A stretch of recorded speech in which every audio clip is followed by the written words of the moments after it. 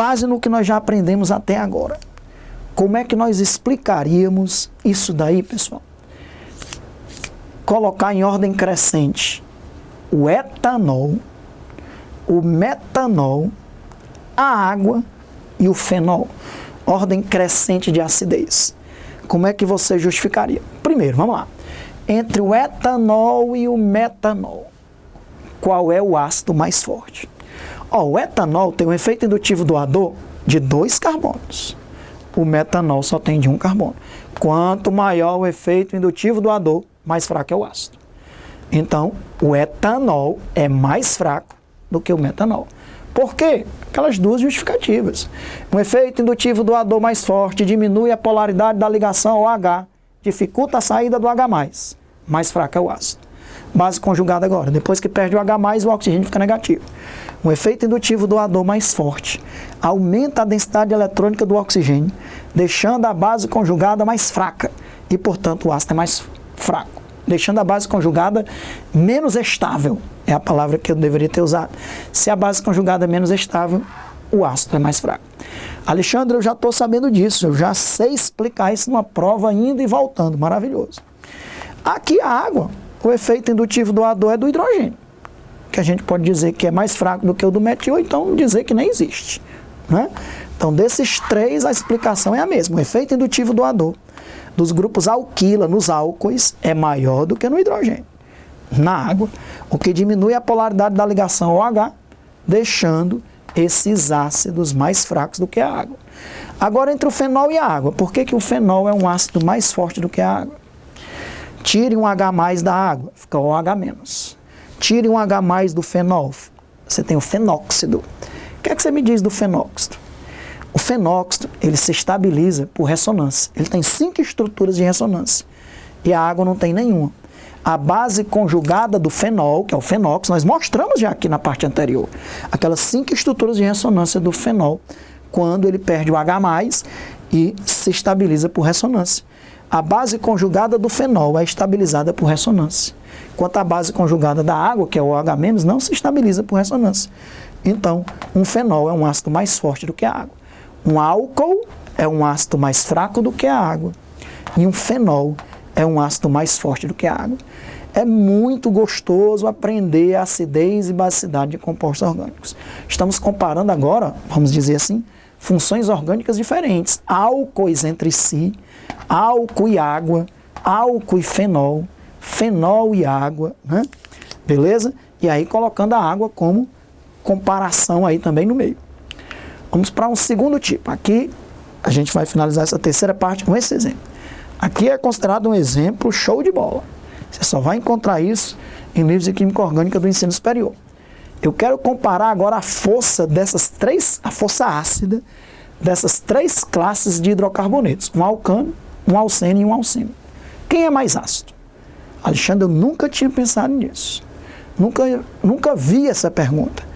Pois eu já vi essa pergunta em provas específicas de nível bem alto, né? Um alcano, um alceno ou um alcino. A acidez aumenta do alcano para o alceno para o alcino. Um alcino é um ácido mais forte do que um alceno. Um alceno é um ácido mais forte do que um alcano. Qual é a explicação? É devido ao que a gente chama de caráter S. Você vai ver que quanto maior o caráter S, mais forte será o ácido do hidrocarboneto correspondente. O etano, aqui o carbono tem hibridização sp3. É um S3P. Um S3P dá 25% de S, tá certo? São 4. Um S e 3P. 4 vale 100%. Como só tem um S é 25%. Então, o etano tem hibridização sp3 é 25% de caráter S. Como é o menor caráter S, é o menos ácido. Vou já te explicar porque quem tiver o menor caráter S é o menos ácido. E o que tiver o maior caráter S, em outras palavras, maior porcentagem de S, vai ser o mais ácido. O eteno é sp2, a hibridização do carbono. sp2 é um S e 2P. Cada um vale 33,3%. Então, como é um S, dá 33,3% de caráter S. E o etino? O etino é SP. SP. 50% por S, 50% por P. Então tem 50% de caráter S. Quanto maior o caráter S, mais ácido. Alexandre, por que é assim? Quanto maior o caráter S? Pessoal, o orbital S é esférico, a densidade eletrônica dele é muito alta e ele é bem mais próximo do núcleo. Como ele é mais próximo do núcleo, ele é menos energético. Então, quanto maior o caráter S, significa que maior a porcentagem de elétrons numa energia menor. Porque o orbital S é esférico e mais próximo do núcleo. Quanto mais próximo do núcleo, menor a energia. Então, como a energia é menor, ele é mais estável, são elétrons mais estáveis. Quanto mais estável, mais fácil a liberação do H+, para produzir uma base conjugada mais estável. Então essa seria a explicação aí. Quanto maior o caráter S, menos energéticos são os elétrons envolvidos. A base conjugada é mais estável. Sendo uma base conjugada mais estável, tende mais facilmente a perder o H+. Então, ó, quanto maior o caráter S, mais estável é a base conjugada e maior será a sua acidez. Isso tem que estar na nossa cabeça, que é um nível alto comparar a acidez de hidrocarbonetos. Talvez você nunca tinha visto isso. Se já viu, parabéns, nós estamos aqui aprofundando aí. Quanto maior o caráter S, mais estável é a base conjugada e maior é a acidez. Elétrons S são, em média, menos energéticos do que elétrons P. Os elétrons P estão mais distantes do núcleo, porque é aquele altere que se distancia mais do núcleo. Como S é menos energético, quanto maior o caráter S, mais estável será a base conjugada. SP é 50% de caráter S, SP2 é 33,3% de caráter S e SP3 25% de caráter S. Então, mais uma vez, ó, elétrons nos orbitais 2s tendem, em média, é uma energia média, a estarem mais próximos do núcleo do que elétrons 2p. Por isso que a energia média dos elétrons 2s é menor do que a energia média dos elétrons 2p. Ter maior caráter S significa que os elétrons do ânion, que é da base conjugada, terão em média energia mais baixa. E, portanto, o ânion será a base mais estável e o ácido, que é o hidrocarboneto correspondente, será o ácido mais forte. É como se os átomos de carbono do etino fossem mais eletronegativos que os átomos de carbono do eteno e, por sua vez, o do eteno fosse mais eletronegativo do que o do etano.